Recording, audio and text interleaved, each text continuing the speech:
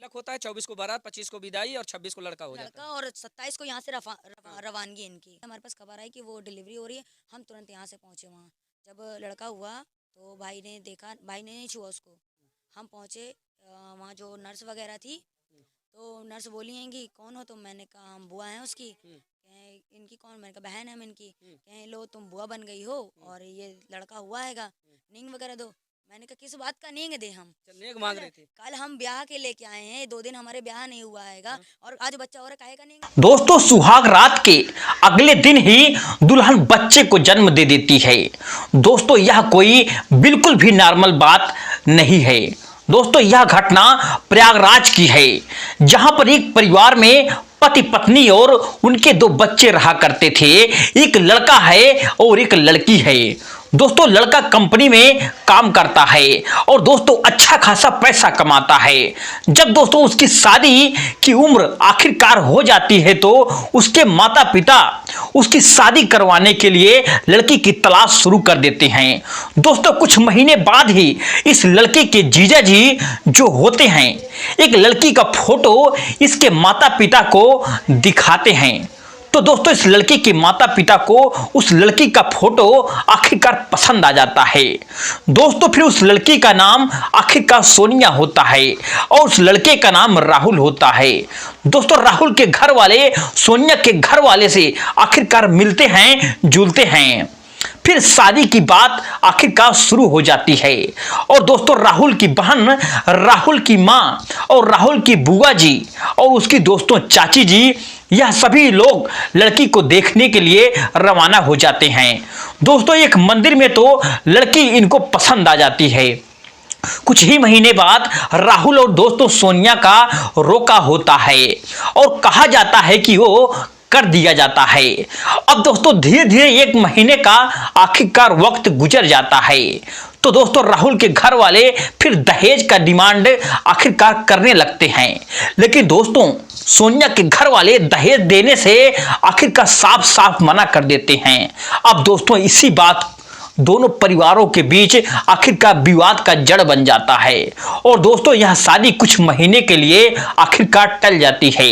लेकिन दोस्तों आपको बता दूं कि कुछ महीने बाद फिर से सोनिया के घर वाले कंप्रोमाइज करने की कोशिश करते हैं और दोस्तों राहुल के घर वाले से आखिरकार बात करते हैं कि हम लोग दहेज तो नहीं दे पाएंगे, लेकिन लड़की को जो भी गहना सामान देना होगा हम आपको बिल्कुल भी देंगे, इसमें कोई शक नहीं है।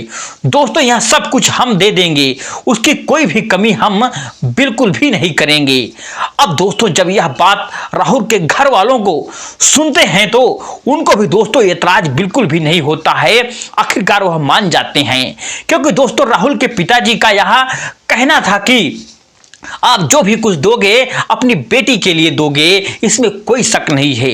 हम लोगों का उन चीजों से कोई भी हक नहीं है, लेना देना बिल्कुल भी नहीं है।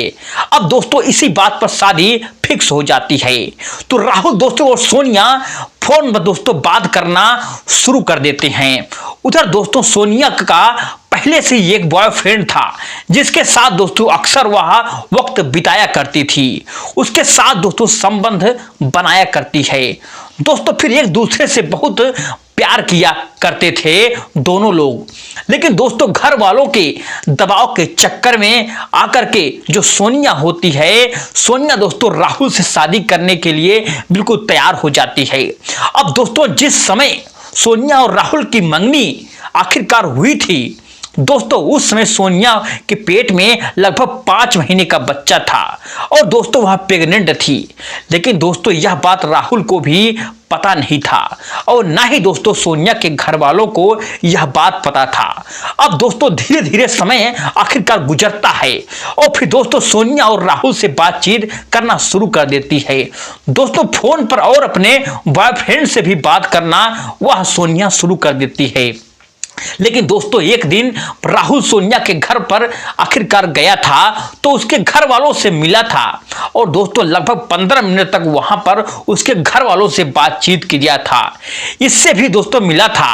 और दोस्तों मैं आपको बता दूं कि राहुल दोस्तों कभी भी अकेले में सोनिया से बिल्कुल भी नहीं मिला था। लेकिन दोस्तों धीरे धीरे समय आखिरकार गुजरता है और फिर दोस्तों 24 फरवरी 2025 को राहुल बड़े धूमधाम से अपनी बारात को लेकर के लड़की के दरवाजे पर आखिरकार पहुंच जाता है और वहां पर लड़की वाले दोस्तों बहुत ही अच्छे से उसका स्वागत करते हैं, बारातियों की स्वागत करते हैं। और कुछ ही देर बाद दोस्तों घर के ही कुछ महिलाएं सोनिया को लो करके स्टेज पर आखिरकार आ जाती हैं और कुर्सी पर दोस्तों उसको बैठा कर देती हैं। उसके बाद दोस्तों राहुल भी उसके बगल में आकर के बैठ जाता है बड़े प्यार से। अब दोस्तों मैं आपको बता दूं ना कि दोस्तों उस समय सोनिया लगभग 9 महीने की प्रेग्नेंट थी और दोस्तों जिस दिन उसकी शादी हो रही थी और उस दिन दोस्तों वह लहंगा बिल्कुल पहनी हुई थी। और दोस्तों आमतौर पर देखा जाता है ऐसा कि जो लड़कियां लहंगा पहनती हैं वो दोस्तों कमर तक पहनती हैं, लेकिन दोस्तों सोनिया अपने पेट दोस्तों छुपाने के लिए छाती दोस्तों लहंगे को बिल्कुल साफ साफ पहनी हुई थी। दोस्तों उसका पूरा शरीर ढका हुआ था और दोस्तों जिस वजह से किसी को कुछ भी पता नहीं चलता है कि वह दोस्तों प्रेग्नेंट है या फिर ऐसी भी कोई बात कुछ हो सकती है। अब दोस्तों इस तरीके से जयमाल का कार्यक्रम होता है और शादी का कार्यक्रम भी शुरू हो जाता है, लेकिन किसी को भी दोस्तों यहाँ भनक तक बिल्कुल भी नहीं लगती है और कुछ समय भी दोस्तों पता नहीं चलता है कि लड़की जो है वह प्रेग्नेंट है और दोस्तों वो भी 9 महीने की प्रेग्नेंट है, ऐसा कोई सोच ही नहीं सकता था। अब दोस्तों कुछ घंटे बाद जब वक्त गुजरता है तो लगभग 25 जनवरी को सुबह में विदाई कर दी जाती है। फिर जब इन दोनों की दोस्तों शादी हो जाती है तो राहुल और सोनिया को लेकर के अपने घर पर आ जाता है। दोस्तों तो उसके घर वाले भी कुछ रस्म अपने घर पर आखिरकार करते हैं, जैसे कि दोस्तों हवन पूजा किया जाता है। तो दोस्तों उस समय भी सोनिया कुछ इसी तरीके का दोस्तों कपड़ा पहनी हुई थी जिसमें उसके पेट का पता बिल्कुल भी नहीं चल रहा था और उसका पेट दोस्तों दिखाई बिल्कुल नहीं दे रहा था। अब दोस्तों पूजा पाठ होने के बाद सोनिया सुहाग रात मनाने के लिए आखिरकार कमरे में चली जाती है और जब बिल्कुल रात ढेर हो जाती है तो दोस्तों राहुल अपने पास सोने से दोस्तों मना कर देती है। दोस्तों फिर सोनिया कहती है कि मैं बहुत थकी हुई हूँ, ऐसा करिए कि आप आज अकेले सोना मैं चाहती हूँ, थोड़ा मुझे आराम करना चाहती हूँ। तो दोस्तों राहुल बहुत ही सोचता है ना कि दोस्तों से उससे सही है, शादी में तो वो थका हुआ था, मुझे भी नींद आ रही है।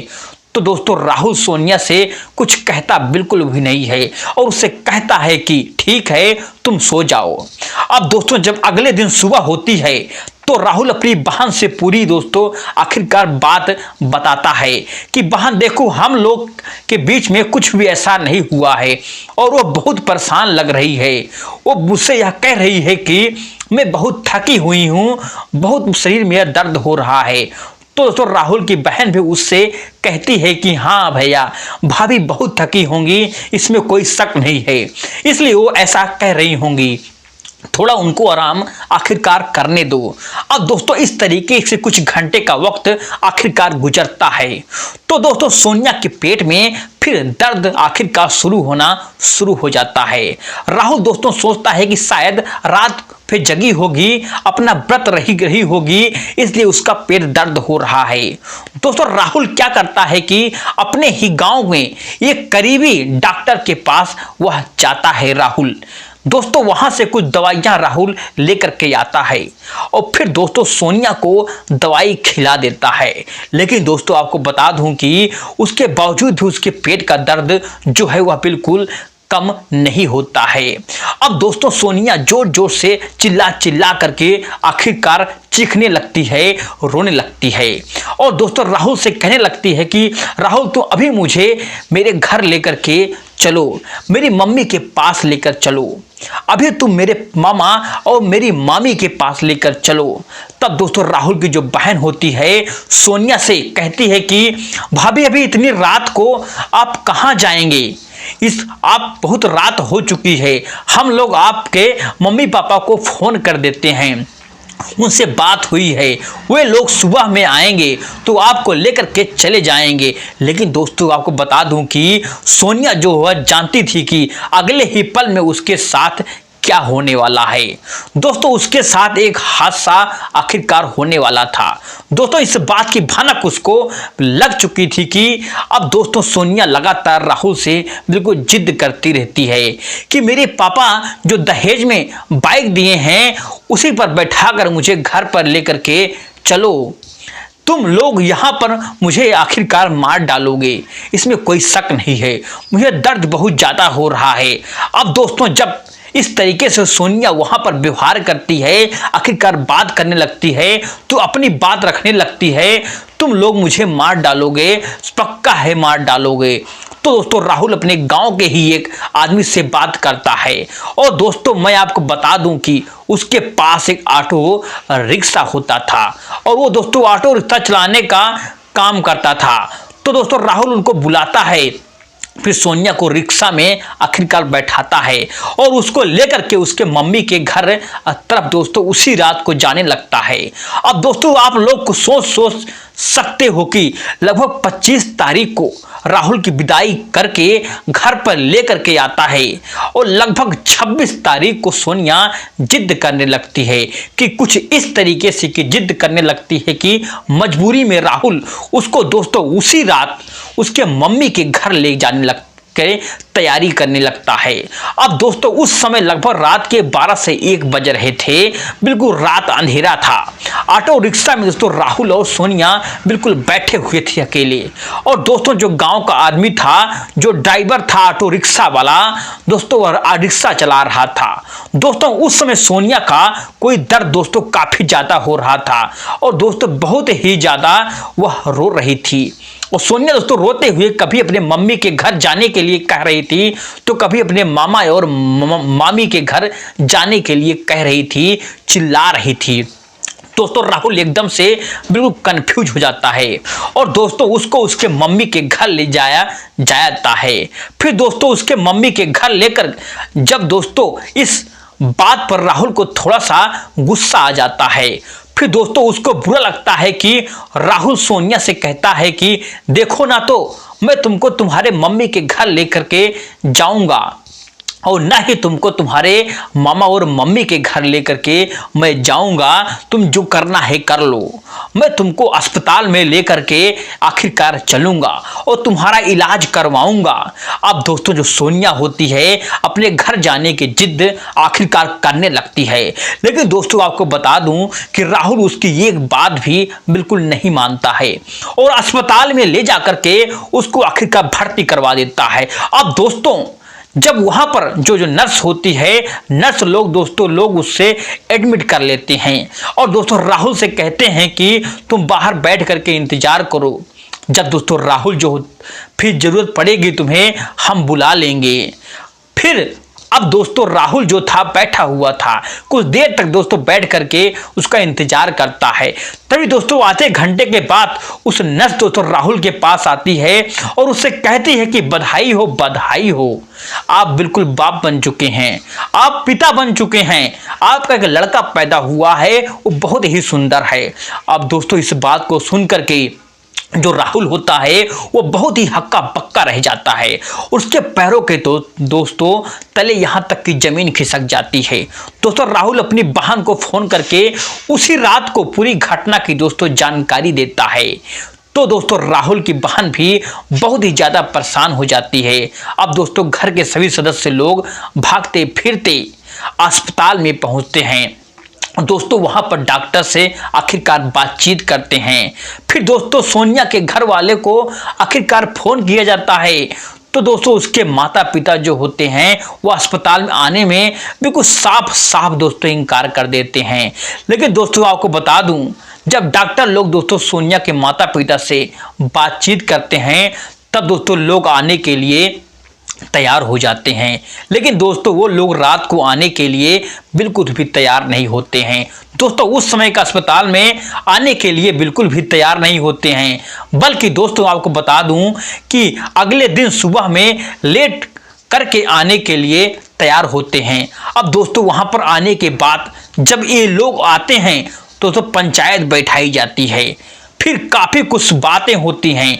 फिर दोस्तों राहुल जिसकी शादी हुई थी सोनिया के साथ, फिर राहुल और सोनिया से तलाक लेने का फैसला करता है, क्योंकि दोस्तों राहुल की बहन भी यही चाहती थी कि उसके घर वाले भी दोस्तों यही चाहते थे कि, हालांकि दोस्तों आपको बता दूं, जब दोस्तों राहुल की बहन सोनिया से पूछती है कि भाभी ये बच्चा किसका है, आप मुझे बता दो, फिर तभी दोस्तों सोनिया उसे कहती है कि ये बच्चा राहुल का है। तब दोस्तों राहुल की बहन सोनिया से कहती है कि मेरा भाई आपसे पिछले लगभग 3 महीने से फोन से बात करता शुरू किया है, आपसे मोबाइल से बात करना शुरू किया है, और अभी शादी के सिर्फ लगभग 2 से 3 दिन हुए हैं, फिर मेरा भाई आपको प्रेग्नेंट आखिरकार कैसे कर सकता है, यह हो ही नहीं सकता है, यह बच्चा मेरे भाई का कैसे हो सकता है, आप ही बताओ, आप सच बताइए कि बच्चा आखिरकार किसका है। लेकिन दोस्तों जो सोनिया होती है बहुत होशियार थी और राहुल की बहन को दोस्तों कुछ बताती नहीं है कि दोस्तों बच्चा आखिरकार किसका है। अब दोस्तों इस तरीके से कुछ कागजी कार्रवाई होती है और फिर सोनिया के दोस्तों पिताजी सोनिया को और दोस्तों उसके बच्चे को लेकर के वापस अपने घर चले जाते हैं। फिलहाल दोस्तों अभी तक राहुल के ऊपर आरोप लगाया जा रहा है कि लड़की वालों की तरफ से कि बच्चा उसी का है। दोस्तों मिला जुला करके आपको बता दूं कि ये सब किया जा रहा है, लेकिन दोस्तों राहुल आप उसको एक्सेप्ट बिल्कुल करने के लिए तैयार नहीं है। तो दोस्तों ये थी आज की दोस्तों घटना, आपको कैसी लगी? अगर दोस्तों आपको अच्छी लगी हो तो वीडियो को लाइक और चैनल को सब्सक्राइब करना